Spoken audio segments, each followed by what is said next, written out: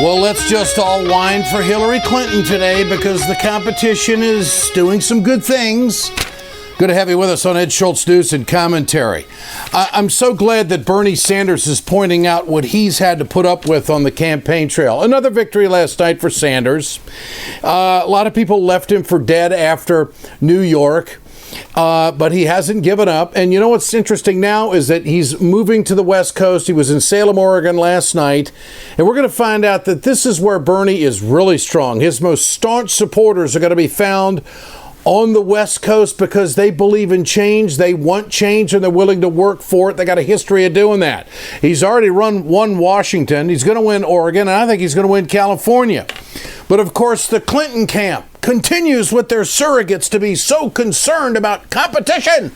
They're so afraid that now that Bernie is out there doing this, it just for some reason is watering down the debate and it's hurting Hillary because not only does she have to fend off Bernie Sanders, she has to fend off all these comments from Donald Trump. And this is giving a big advantage to the Republicans. I mean, that is so elementary and it shortchanges, I think, voters and it insults their intelligence. I mean, if that's the best thing the Clinton campaign can come up with in the heat of a battle to get a fight to the finish, and believe me, when this is all over with, they're going to be almost on bended knee. Hey, you Bernie people, we really respected you a lot, so we really need you to beat Trump. I mean, come on. Play this out to the finish. So the mainstream media has bought this hook, line, and sinker that is just so hard on Hillary right now. Let me remind you, it was Hillary Clinton that said that she was going to do away with the coal industry. How the hell do you think that was going to play in West Virginia? And it is Bernie Sanders all along who has been going after Citizens United, which, of course, the people in Oregon know all about voter fraud. They know all about funding campaigns. And so this is still got to play out. And what it comes down to is that Bernie Sanders is making the lives of these super delegates absolutely miserable because they're going to have to go back and explain to the constituents, why are you supporting Hillary Clinton when the other guy won your state? Now, out of the 8 super delegates in West Virginia, 5 of them are committed to Hillary Clinton. That means that 5 of them are bought and paid for. And they're not about democracy. They're just about who they think can win. Well, eat this poll for once. Hillary Clinton beats Trump by 5 percentage points in a national poll. Bernie Sanders does it by 13. So finally, Bernie's had enough, and he spoke up on one of the networks today saying, you know what I've had to put up with? Oh, really? In every state that we have won, in 19 states, we have had to take on the entire Democratic establishment. We've had to take on senators and governors and mayors and members of Congress. That's what we have taken on. So please do not moan to me about Hillary Clinton's problem. Hillary Clinton's problem is Bernie's good. For more on that, let's go to former state senator in Ohio, Nina Turner. Nina, good to have you with us today. Good to be with you, Big Eddie, and amen to everything Senator Sanders said in that clip.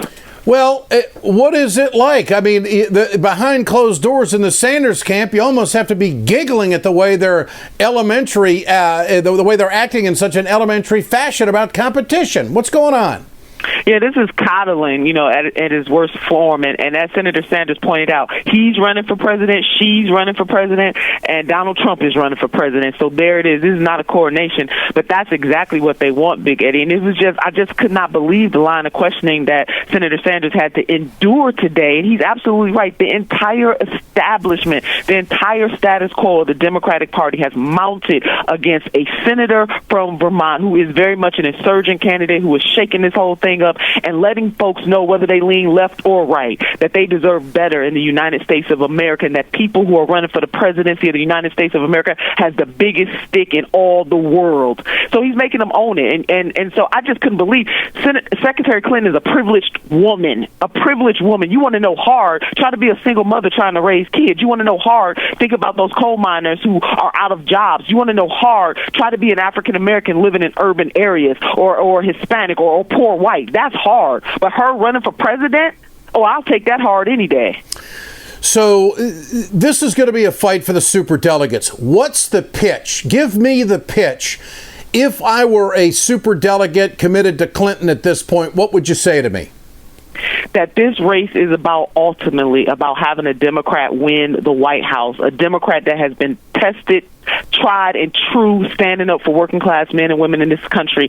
And when it comes to going head to head with Mr. Donald Trump, Senator Bernie Sanders is that candidate consistently, not just a snapshot, but over and over, poll after poll after poll. He performs the best. He provides the best opportunity, not only for us to win the White House, but he provides the best opportunity for us to energize our base in November. And that is important. He carries millennials and even some folks who are a little beyond millennials, 45 and under. He carries the independents. And we all know that Democrats cannot win the White House without carrying the independents. So this is bigger than some allegiance to one candidate. I mean, it really is. You watch all the networks. I don't hear anybody saying that Bernie is a stronger candidate against Trump. Listen to Trump this morning on Fox and Friends running his jaw about Bernie. And the election, every time you see it, I call him Crazy Bernie because he's not very good, but probably beating him would be easier. Who's going to run against a socialist and lose? I mean, it would be you, Donald Trump, and right now you cannot cite one poll anywhere in this country where you beat Bernie Sanders.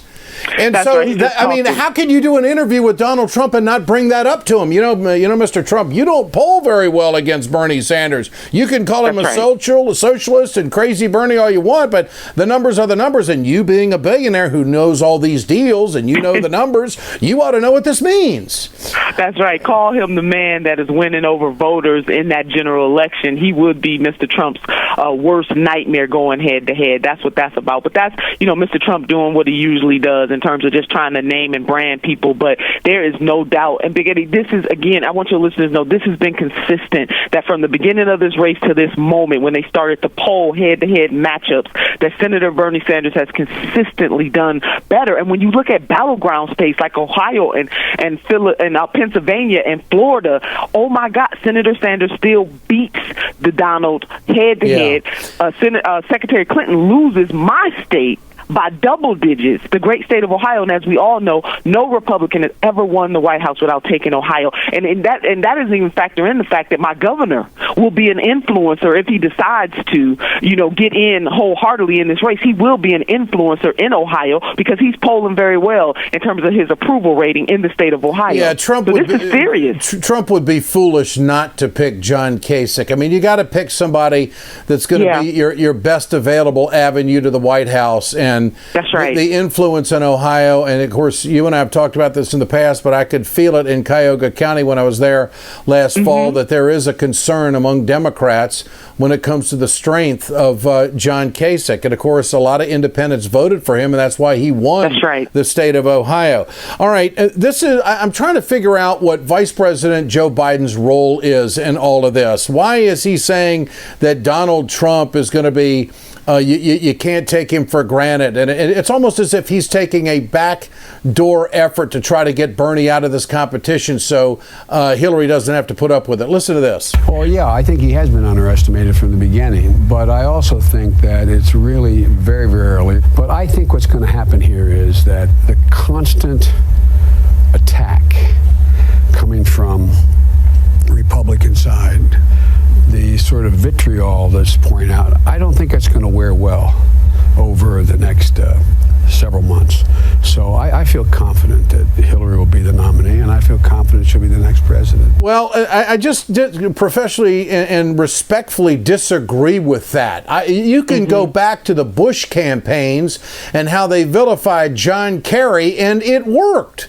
The swift boating of Kerry worked. You can't get around it. They're going to be doing some serious swift boating of Hillary Clinton if she is the nominee. So this idea that Trump is just a chump and can't get it done, look, you better put the best available athlete you got in the game, and that would be Bernie Sanders, and polling on all different levels and demographics to make this thing happen. That's right, Big Eddie. That's right. What is Hillary Clinton going to do? And this is a fundamental question. What is she going to do to turn Bernie Sanders supporters and make them realize, the millennials, that, this is, I'm not so bad after all. I mean, that's really what she's got to be pushing hard for. I mean, she is going to have to almost plead to this demographic to turn this kind of a number around. Your thoughts? That's right, but even if they come out, because some folks may just decide to sit it out because the energy is not with Secretary Clinton, the energy is with Senator Bernie Sanders. But I will tell you this, ask the 16 other people or the 15 other Republicans who lost to Mr. Trump whether or not they should have underestimated him. November is fastly approaching, and if the Democrats really want to win the White House and every single other race along the way, from state houses all the way up to the presidency, there is no doubt that Senator Bernie Sanders is the best candidate. And Ed, let me add this, the super delegates, Senator Sanders is absolutely right. Over 400 of them committed to the Secretary sight unseen. And even some of those in the states where he has won overwhelmingly don't even have the decency to go with the will of their people. There's something wrong with the super delegate process, and the Democrats really need to address it in that way, that what is fair, what is right, and what is good, and what is happening with super delegates for either candidate. If Secretary Clinton has won overwhelmingly, fine, she carries the super delegates, but you got to consider in the same way, and I'm so happy that Maine decided that they're going to do something about that they are going to put rules in play that says to the super delegates of that state that you must go with the will of the people in that particular state. That is only the fair and just thing to do. State Senator Nina Turner, she is a hard-working surrogate and campaign worker for Bernie Sanders. Great to have you with us, Senator. Always a pleasure. Thanks, Big Eddie. You bet. When we come back, Symone Sanders, who is with the Sanders campaign, will join us. Communication Workers of America, Alliance for American Manufacturing, BioGreen Clean, and the iSave team bring you this production. And oh, by the way, this is an interesting soundbite from Paul Ryan. And of course, the big meeting with Donald Trump is coming up on Thursday on Capitol Hill. Listen to this. To pretend we're unified as a party after coming through a very bruising primary, which just ended like a week ago, to pretend we're unified without actually unifying, then we go into the fall at half strength. This election is too important to go into an election at half strength. That means we need a real unification of our party, which, look, after a tough primary, that's going to take some effort. Well, where is the mainstream media, all these reporters in front of Paul Ryan? The obvious question is, what do you want? What do you want, Paul Ryan? What do you want Donald Trump to say? Where does he have to be? And I'm going to tell you where he's going to be. He's going to go into that room with Paul Ryan and say, you know what, you're a loser. You may be Speaker of the House, but the people didn't vote you Speaker of the House. The very people that the country does not like are the people that put you in place as Speaker. You're viewed as a loser around the country. You won in your district of Wisconsin, and that's it. And then you were appointed Speaker and voted Speaker by a bunch of folks who can't poll worth a crap around the country. And so Trump's going to go in there and say, you know what, Paul, don't be feeling your oats in this conversation. I'm calling the shots here. Now, you're going to tell me that Trump's ego is going to be different than that? Trump is going to go in there and say, we've got millions of people who have voted for us and have put us in this position, and guess what? This is what I'm going to do. Now, I'll listen to you, but you ain't calling the shots. And if that doesn't unify things, then you're not going to win the White House. Stay with us. We're right back with Symone Sanders on Ed Schultz News and Commentary. Hey, folks, you've heard me talk about BioGreen Clean. I'm going to show you right now on my airplane just how tough this is. I want you to keep in mind, chemical-free, 100% plant-derived, biodegradable. It is the safest cleaner that you can get, and it's the most effective. Go to our website, wegoted.com, or go to biogreenclean.com. www.biogreenclean and order today. It's time to continue our conversation about mechanical insulation. Mechanical insulation is for the piping systems in our nation's commercial and industrial facilities. Facility owners are burning up billions of dollars through the lack of mechanical insulation on these piping systems. Call the iSave team. Insulation saves America valuable energy, and this team of energy conservation specialists is shovel-ready to save you money. Visit iSaveTeam.org to have a specialist give your plant an energy audit. We perpetuate a culture of crime all the way from Wall Street right down to the main street in our hometowns. It's worse than it has been since FDR took control of the problem and said we can't count on industry taking care of the American labor. They probably have already engaged into some type of criminal cover-up, and the law prohibits the government from even doing anything about it. Catch America's lawyer Mike Papantonio on YouTube at youtube.com/GoLeftTV. Let's turn now to Symone Sanders. She is the National Press Secretary for the Bernie Sanders campaign. Symone, nice to have you with us. Nice to talk to you, Ed. How are you today? Very good. What do you say to those 5 super delegates that are going to support Hillary Clinton after West Virginia was won by your candidate, Bernie Sanders, last night? I mean, I say to those super delegates, I encourage you to look at what the voters have said. Look at what the constituency that you represent say that they want. You know, we are very proud of the win that we had in West Virginia yesterday. We're proud of the win we had in Indiana, and we're looking forward to additional wins next week. And we think that these wins are convincing, and that superdelegates should take a second look, and they should, again, represent the will of the people, because that's what this is about, Ed. So is anybody in the Sanders campaign making phone calls to superdelegates from states that Bernie Sanders has won and say, we want you to take a second look at it? Is there... Well, we have been in constant contact with the quote-unquote superdelegates because, you know, as people know, superdelegates are DNC members. You know, they're committee folks. They're county commissioners. Yes, they're senators and congressmen and women, but, you know, your county comptroller could be a superdelegate for all you know. So, yes, we have folks that regularly update the superdelegates. We're not running a campaign, a shadow campaign, if you will, like some of the folks on the Republican side are trying to pick folks off, but we are in regular conversation. Okay. Has Bernie Sanders picked up the phone and called any superdelegates and said, look what I just did in your state. Can you come my way? What about that? Well, that didn't happen today. I can say that. But again, our entire campaign is in regular contact with superdelegates. You know, the senator knows many of these folks. There have been people that have come out for us. We've had Representative David Bowen out of Wisconsin, who was a superdelegate that came out for us after we won the Wisconsin primary. So this is not an anomaly. We're not asking anybody to do anything radical. This isn't anything crazy. We are simply, you know, asking folks to take a second look. Look at what the people in your state did, how they voted. Look at the exit polls, the issues that they said were important to them. Look at the polling going forward and how Senator Sanders is the strongest candidate when put against Donald Trump, and he wins by a larger margin than Secretary Clinton. And if we want to defeat Trump in November, Bernie Sanders is the candidate that should and needs to be the Democratic nominee. I don't know how this would be such a hard turn for these superdelegates to switch to any candidate after a vote has been taken in your state. Because if there are superdelegates, and there's a lot of them, obviously, 542 that are with Hillary, and a lot of them are from states that Bernie Sanders has won. If they were to switch their support to Bernie Sanders, it would be easy to go back and explain to the Clinton campaign, well, you know, Hillary, you didn't win my state. What do you want me to do? You want me to listen to my constituents? Because when you're president, I certainly want you to listen to the American people. I don't understand what the big turn is here. I mean, how hard is it to listen to people where you come from and the people you represent and the people that make your job possible? I find that amazing. Now, let's talk about the West Coast. Is this going to be a delegate gold mine for Bernie Sanders in Oregon and California? Your thoughts?